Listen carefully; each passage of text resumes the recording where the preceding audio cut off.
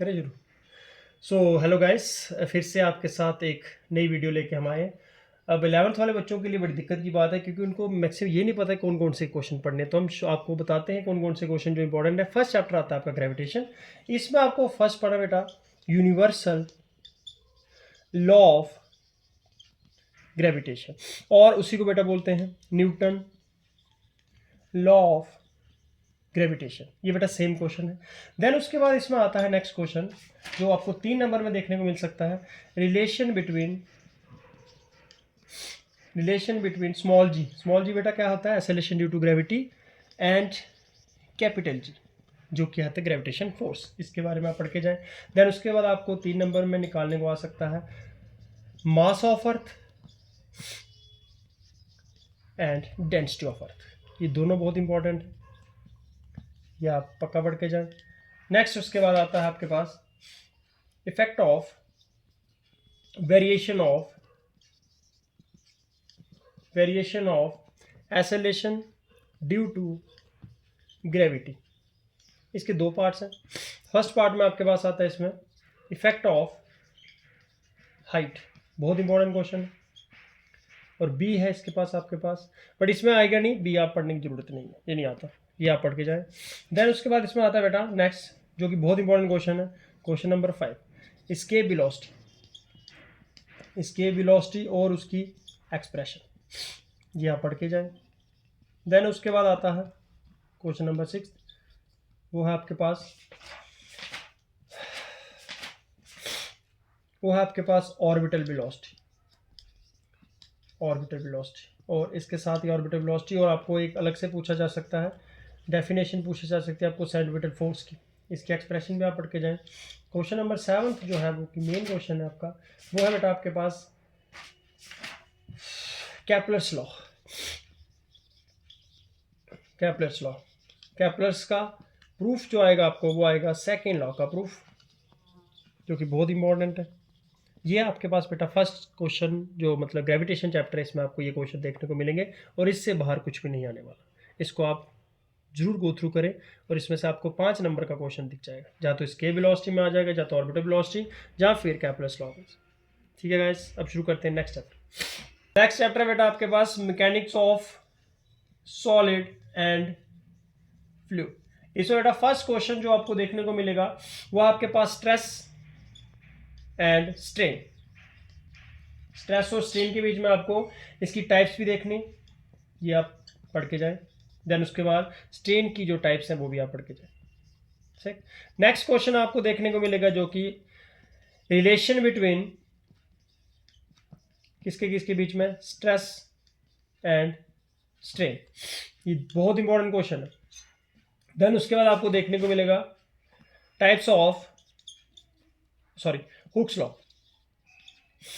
Hooke's law बहुत important question है, 3 नंबर में देखने को मिल सकता है। क्वेश्चन नंबर 4 है बेटा types of modulus of elasticity, 3 नंबर में गारंटी क्वेश्चन आएगा। देन उसके बाद आता है आपके पास नेक्स्ट क्वेश्चन, वो है आपके पास हाइड्रोलिक। क्वेश्चन नंबर 5 आपको देखने को मिलेगा हाइड्रोलिक लिफ्ट, और इसी के साथ है हाइड्रोलिक ब्रेक। बहुत इंपॉर्टेंट क्वेश्चन है दोनों, ये आप पक्का पढ़ के जाएं। उसके बाद आपके पास बेटा 3 नंबर में जो आपको देखने को मिलता है पास्कल्स लॉ। इसके 2 ही क्वेश्चन है, इसके आप वो वाला पढ़ के जाएं। इसमें एक तो है जो इफेक्ट ऑफ हाइट है, और एक आपके पास आता है कि ग्रेविटी का इफेक्ट इस पे होगा या नहीं होगा। तो ग्रेविटेशन वाला इफेक्ट पढ़ के जाएं, क्योंकि ग्रेविटी जब इफेक्ट करती है तो तब पास्कल लॉ में क्या होता है, जो पक्का पूछा जाता है। देन उसके बाद आपके पास आएगा नेक्स्ट क्वेश्चन, वो है आपके पास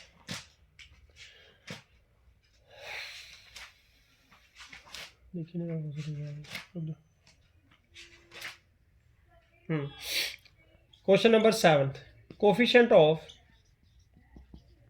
3 नंबर में कोफिशिएंट ऑफ विस्कोसिटी, बहुत इंपॉर्टेंट क्वेश्चन है।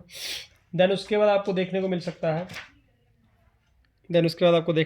है टर्मिनल वेलोसिटी। क्या देखने को मिलेगा, टर्मिनल, और बेटा ये पेपर में पिछली बार आया भी था। तो ये क्वेश्चन इस चैप्टर के बहुत ही मेन है और इम्पॉर्टेंट भी है। देन उसके बाद इसमें एक क्वेश्चन और है बेटा, वो यहाँ पे लिख रहा हूँ मैं, वो है question number 9 Stokes law. Stokes law बहुत इंपॉर्टेंट क्वेश्चन है। उसके बाद है बेटा, पिछली बार आया था एक question streamline and turbulent flow. ये बहुत इंपॉर्टेंट क्वेश्चन है, इसको आप पक्का गो थ्रू करें। देन उसके बाद बेटा आपको देखने को मिल सकता है क्रिटिकल वेलोसिटी, बट ये इतना इंपॉर्टेंट नहीं है, बट फिर भी आप पढ़ के जाए क्योंकि बोर्ड वालों का पता नहीं डाल सकते हैं। क्रिटिकल वेलोसिटी बहुत इंपॉर्टेंट क्वेश्चन है। देन उसके बाद आपको देखने को मिलेगा बेटा जो कि बहुत इंपॉर्टेंट है, 5 नंबर में आएगा, वो है आपके पास बर्नौलीज थ्योरम। बेटा ये जो क्वेश्चन है वो आपको 5 नंबर में देखने को मिलेगा, बर्नौलीज थ्योरम और इसकी एप्लीकेशन बर्नौलीज थ्योरम की। बहुत इंपॉर्टेंट क्वेश्चन है बेटा, 5 नंबर गारंटी दे रहा हूँ। देन उसके बाद इसमें जो आपके है इसकी एप्लीकेशन, पहला आपके पास मेन है जो है ब्लोइंग ऑफ रूफ बाय विंडस्टॉर्म। ये बहुत इंपॉर्टेंट एप्लीकेशन है, इसकी अलग से पढ़ के जाएं आप। यही है बेटा मेन क्वेश्चन इस चैप्टर के। ये आप चैप्टर के क्वेश्चन को थ्रू जरूर करें, इससे बाहर कुछ भी नहीं आने वाला। स्ट्रेस हो गया, रिलेशन हो गया, टाइप्स ऑफ, ये मेन क्वेश्चन है और इसी में से पेपर में आया और यही आपको आएगा। चैप्टर नंबर 3 की बात करते हैं।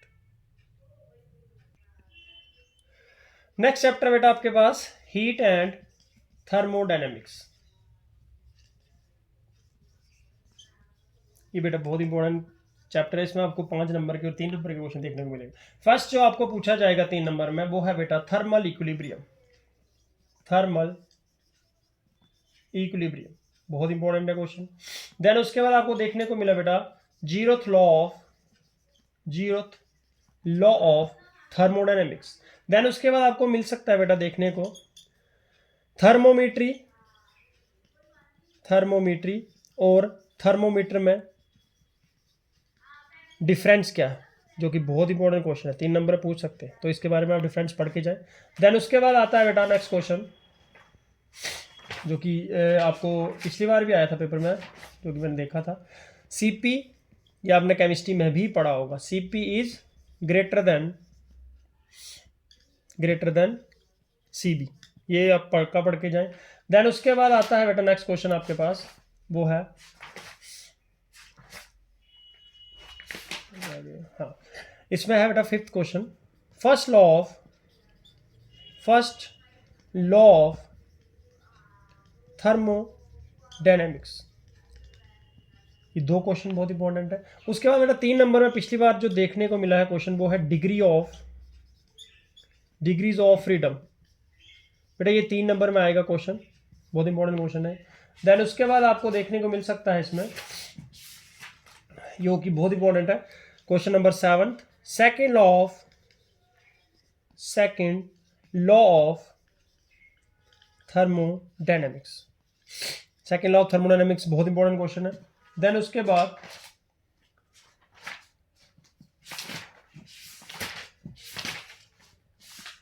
हाँ, क्वेश्चन नंबर 8 वेन्स डिस्प्लेसमेंट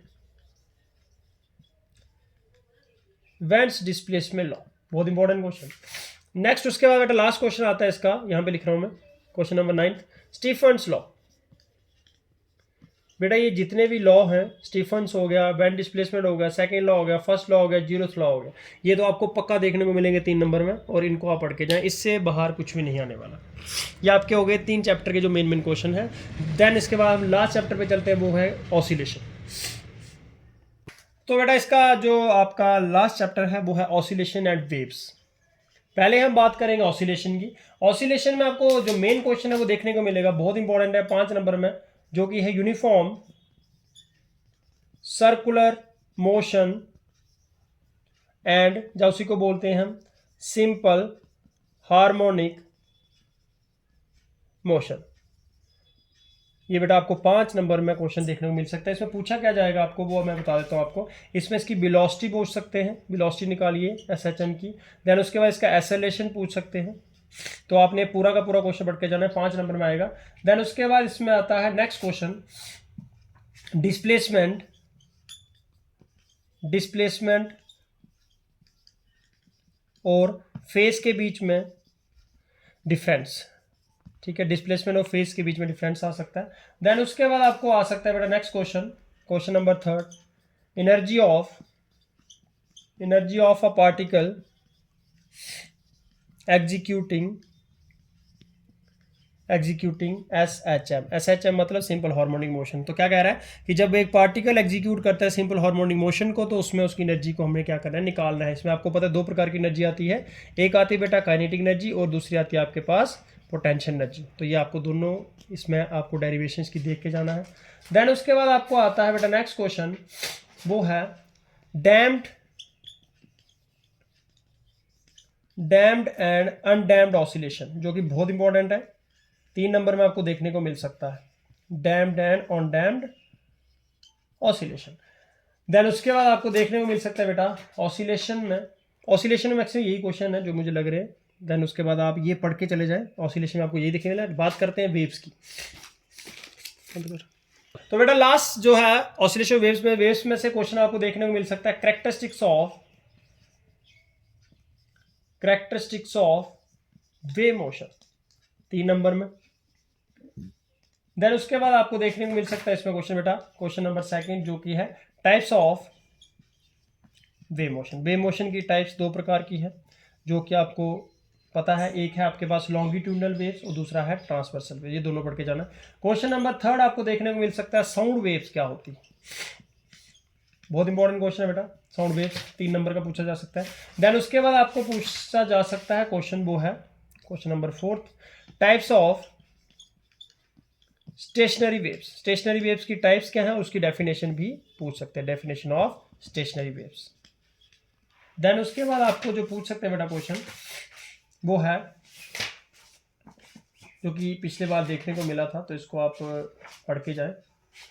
वो है बेटा question number 5, open organ pipe. ये पिछले बार आया था बेटा 3 नंबर का क्वेश्चन, तो इसको पढ़ के चले जाना। देन उसके बाद जो आपको देखने को मिलेगा वो है बीट्स क्या होती है, उसका एनालिटिकल ट्रीटमेंट। ये बेटा बहुत इंपॉर्टेंट क्वेश्चन है। तो इस चैप्टर में एप्लीकेशन ऑफ बीट भी पढ़ के चले जाना, एप्लीकेशन ऑफ बीट। ये आ गया बेटा आपके पास इस बी फाइल के जो मेन क्वेश्चंस थे।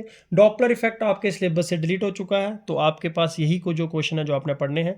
इससे बाहर बेटा बी फाइल में कुछ भी नहीं आएगा। अगर आपने ये पढ़ लिया तो आपके 40+ मार्क्स जो है वो क्लियर हो जाए।